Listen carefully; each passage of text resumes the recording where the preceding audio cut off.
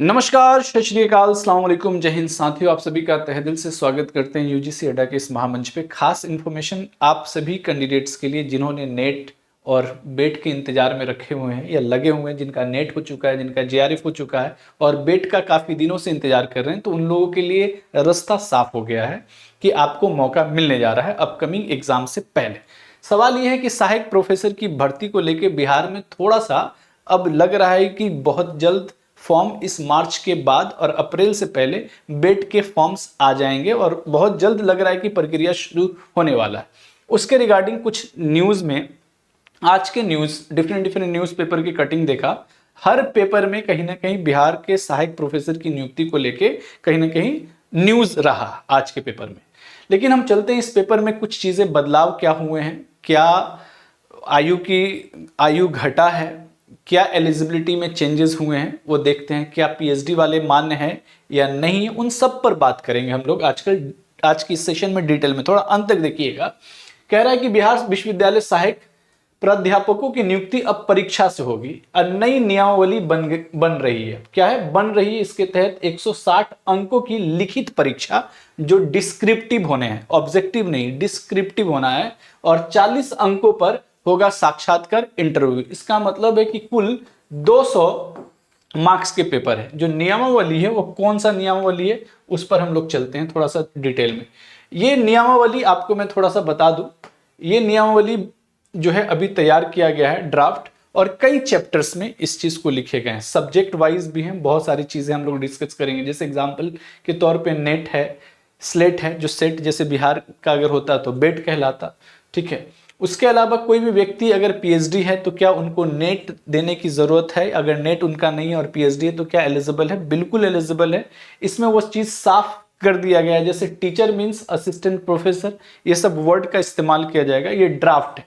ये ड्राफ्ट जो है बिहार के इन यूनिवर्सिटीज में, इन यूनिवर्सिटी बिहार के विश्वविद्यालय के इन सभी वाइस चांसलर को भेजे गए हैं। ये जितना है, जैसे फॉर एग्जांपल के तौर पे देख रहे होंगे, पूर्णिया यूनिवर्सिटी है, मुंगेर है, पाटलिपुत्रा है, बिहार कृषि विश्वविद्यालय है, आर्यभट्ट ज्ञान विश्वविद्यालय है, वीर कुंवर सिंह विश्वविद्यालय, TM Bhagalpur university, Patna university, Nalanda university, जितने भी यूनिवर्सिटी, मगध है, एल मिश्रा है, के संस्कृत विश्वविद्यालय, जयप्रकाश नारायण, बीएन मंडल है, बीआर अम्बेडकर विश्वविद्यालय, इन सब जगह पर भेजा गया है इस नियमावली को। अब इनकी अप्रूवल आने के बाद वो डायरेक्ट जो ड्राफ्ट है वो मंजूर माना जाएगा या उसे अस्वीकृत किया जाएगा। अब हड़बड़ाने की जरूरत नहीं है कि ड्राफ्ट बन गया जिसका मतलब वो फाइनल है। अब थोड़ा सा डिटेल डिस्कस करते हैं, फिर क्या होना चाहिए उस पर भी बात करेंगे और आपका भी राय जानने की कोशिश करेंगे इस सेशन के जरिए।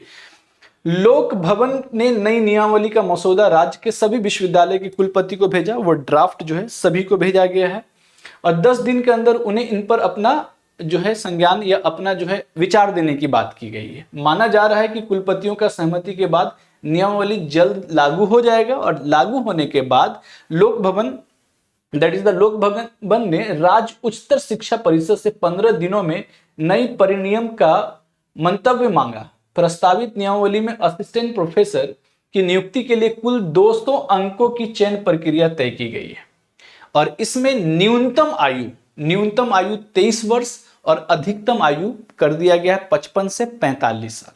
तो बहुत सारे ऐसे कैंडिडेट हैं जो पीएचडी करके बैठे हुए हैं, जिनका नेट है और एज 45 से ज़्यादा हो गया, तो उनको जो है कहीं ना कहीं उनका मौका जा रहा है हाथ से।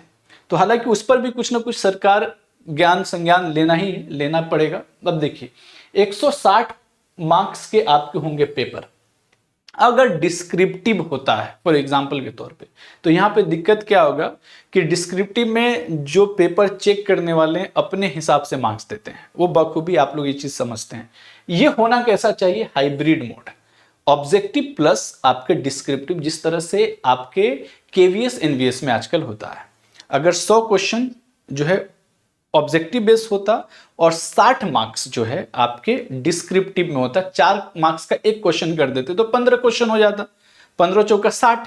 तो इस तरह से अगर हाइब्रिड मोड करता है तो किसी भी व्यक्ति को दिक्कत शायद नहीं हो।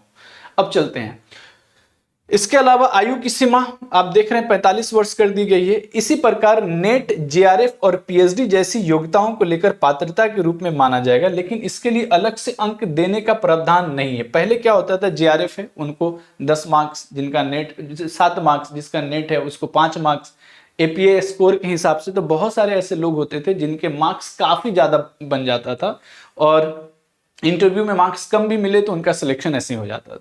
तो ये भी गड़बड़ है भाई। उससे क्या होता है कि नया युवा पीढ़ी को आने का मौका नहीं मिलता था। जो एमए कर रखे हैं छात्र और मास्टर्स के बाद नेट क्वालिफाइड है, उन सभी छात्रों को मौका नहीं मिल पाता था। तो इस नियमावली के बाद उनको होंगे फायदे। अब क्या है फायदे वो भी समझिए। देखिए, साक्षात्कार बोर्ड शामिल सभी सदस्य प्रोफेसर रैंक के होंगे जो इंटरव्यू लेंगे। कम से कम 3 लोग होंगे। कल के एक सेशन मैंने किया था, उसको जरूर देखिएगा, उसमें भी मैंने सारे नियमों पे बात किए थे। अब यहाँ पे सवाल देखिएगा, यूजीसी या सीएसआईआर से आयोजित राष्ट्रीय पात्रता परीक्षा या यूजीसी नेट हो या सीएसआईआर से नेट क्वालिफाइड हो, वो एलिजिबल है। और एक और बदलाव बता रहे हैं, अगर आपने ग्रेजुएशन में साइंस है और मास्टर्स आपने इतिहास विषय से किया, फॉर एग्जांपल के तौर पे, या आपने पॉलिटिकल साइंस से कर लिया, तब पर भी आपका जो डिग्री है वो मान्य होगा। मास्टर प्लस नेट होना चाहिए। ग्रेजुएशन के कौन से डिग्री किए, कौन से सब्जेक्ट्स, वो मैटर नहीं करता। मास्टर प्लस, मास्टर में जो सब्जेक्ट उससे नेट होना चाहिए, ये याद रखिएगा। बिहार सरकार या उसके द्वारा अधिकृत किसी एजेंसी से आयोजित, जैसे सेट हुआ या बेट की बात कर रहे हैं। अब ये साफ साफ क्लियर ये बात होता है कि कोई भी असिस्टेंट प्रोफेसर की वैकेंसी से पहले बिहार में, जैसे झारखंड अभी जेट एग्जाम कंडक्ट कराने जा रहा है, झारखंड में असिस्टेंट प्रोफेसर से वैकेंसी से पहले, ताकि राज्य के जो अनुसूचित जाति, अनुसूचित जनजाति है, या आप कह सकते हो एससी, एसटी, ईबीसी और भी रिजर्व कैटेगरी के लोग, उनको रिजर्वेशन दिया जा सके। नेट में अगर वो क्वालिफाई नहीं हो पाए तो राज्य सरकार के अनुसार उससे जो है उनको रिजर्वेशन मिलके वो क्वालिफाई हो सके एग्जाम्स के लिए एटलीस्ट। इसीलिए राज्य अपने स्तर पर भी कहीं ना कहीं एग्जाम सेट करवाता है, जिसे हम बेट कह रहे हैं बिहार के संदर्भ में। लाभ क्या होगा, नियमावली जल्द लागू होने से विश्वविद्यालय और कॉलेजेस में जो खाली पड़ी सीट है उसमें जल्दी भरेंगे। बच्चों की जो पढ़ाई है, जितने भी स्टूडेंट्स का, वो नुकसान नहीं होगा। साथ साथ नए शिक्षक जो है, नई एनर्जेटिक शिक्षक मिलेंगे। ठीक है, उच्च शिक्षा से जुड़े जानकारों का मानना है कि स्पष्ट और पारदर्शिता चयन प्रक्रिया से योग्य अभ्यर्थी को अवसर मिलेगा। विश्वविद्यालय में शैक्षिक और गुणवत्ता भी बढ़ावा देखने को मिलेगा। अगर होता है तो ये इस चीज का हम लोग बहुत हद तक स्वागत करते हैं, लेकिन शर्त ये है जो हमने आपको कहा कि ये एग्जाम हाइब्रिड मोड होगा तब। ये सिंपल सी बात है। अगर हाइब्रिड मोड नहीं होता, अगर ऑब्जेक्टिव बेस्ड पेपर नहीं होगा, अगर इसमें 100 मार्क्स के ऑब्जेक्टिव हो जाए और 60 मार्क्स का सब्जेक्टिव हो जाए, हालांकि ऐसा हरियाणा है, उत्तर प्रदेश है, हमारे डिफरेंट राज्यों में ऐसा ही होता है। यूजीसी के बहुत सारे गाइडलाइंस में ऐसे देखने को मिले हैं। अगर ऐसा होता है तो इसका फायदा साफ साफ दिखेगा।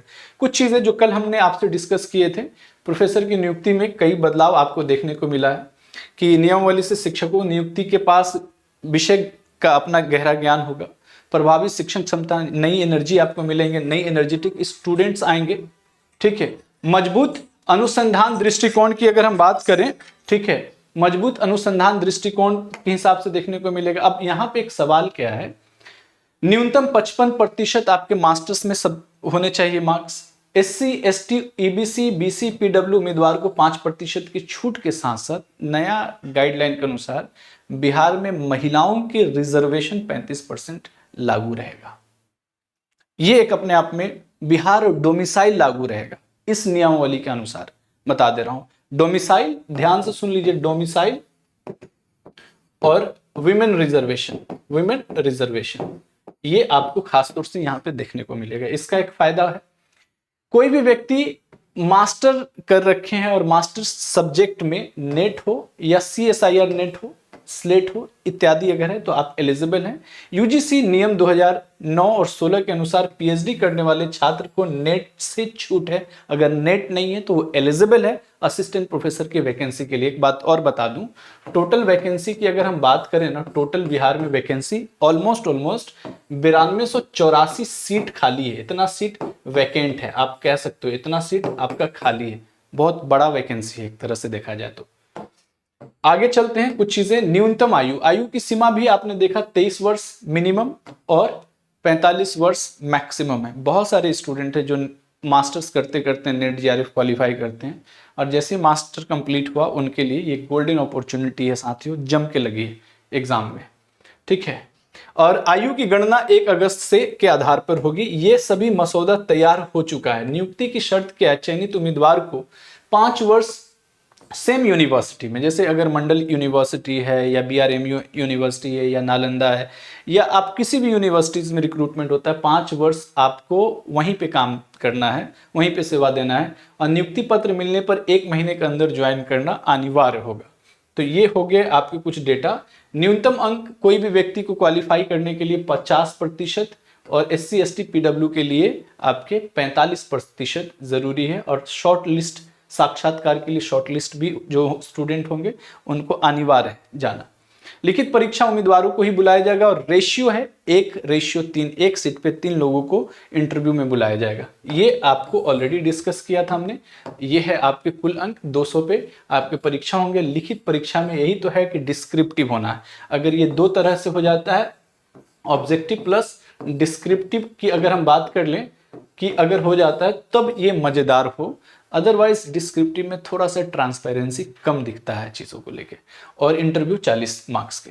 तो ये है एक कंप्लीट डेटा।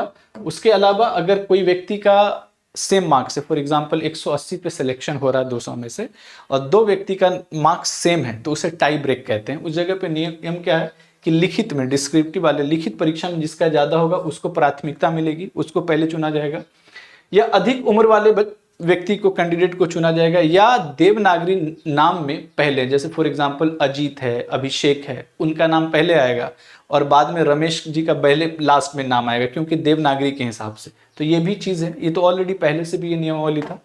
उसके बाद नई नियुक्ति की उद्देश्य पारदर्शिता, चयन विषय ज्ञान पर आधारित भर्ती हो, खासतौर से विश्वविद्यालय में बेहतर शिक्षा और अनुसंधान की बात हो।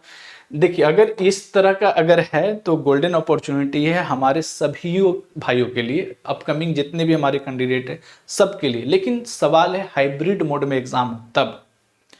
और पीएचडी वाले स्टूडेंट्स, जो पुराने स्टूडेंट्स ऑलरेडी हैं पीएचडी वाले, उनको तो नेट अगर नहीं भी है तो वो एलिजिबल है। लेकिन इसमें क्या होगा, बहुत सारे स्टूडेंट्स इसका विरोध भी करेंगे। विरोध करने का रीज़न ये है कि मेरा API स्कोर है, मैंने पीएचडी कर रखा है, हमारा जो है जीआरएफ है, इसके बिहार पर जो आपको बहुत ज़्यादा एफर्ट नहीं लगाना पड़ता था, जो ऑलरेडी आप लगा चुके हैं डिग्री मतलब लेने में, उनका विरोध रहेगा। लेकिन इसमें बड़े संख्या में, बड़े तादाद में वो स्टूडेंट है जिन्होंने मास्टर्स करके, नेट करके इस इंतजार में है कि बेट हो या डायरेक्टली असिस्टेंट प्रोफेसर की वैकेंसी आए और उसका वो फ़ायदा उठा सके। तो तय ये करना है कि क्या रहेगा, आप अपना राय ज़रूर दें।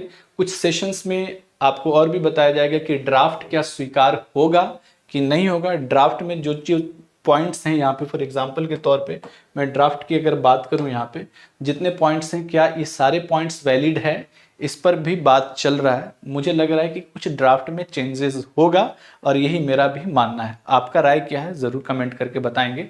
And thank you all of you, thank you so much. अगर सूचना इन्फॉर्मेटिव लगा तो अपने दोस्तों में, अपने साथियों में ज़रूर शेयर करें। और बाकी एक सेशन और भी इसके रिगार्डिंग में लेकर आऊँगा। तब तक के लिए बने रहें। जय हिंद, जय भारत साथियों। Take care, have a nice day.